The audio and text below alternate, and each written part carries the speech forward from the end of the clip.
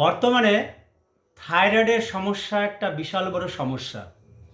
এই সমস্যার থেকে কোনো মানুষের হয়তো মুক্তিই নেই, কিন্তু যোগ এবং আয়ুর্বেদ এর সমাধান দিয়েছে এইভাবে।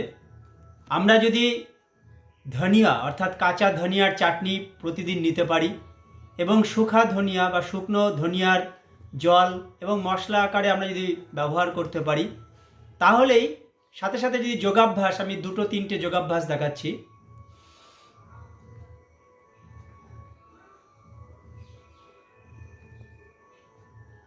এরকম 5বার করে বড় করে হা করব এবং ছাড়বো, এরকম 3টে রাউন্ড করব এবং দিনে 3বার খাবার পূর্বে আমরা যদি এই অভ্যাসটা করতে পারি, সাথে সিংহাসন,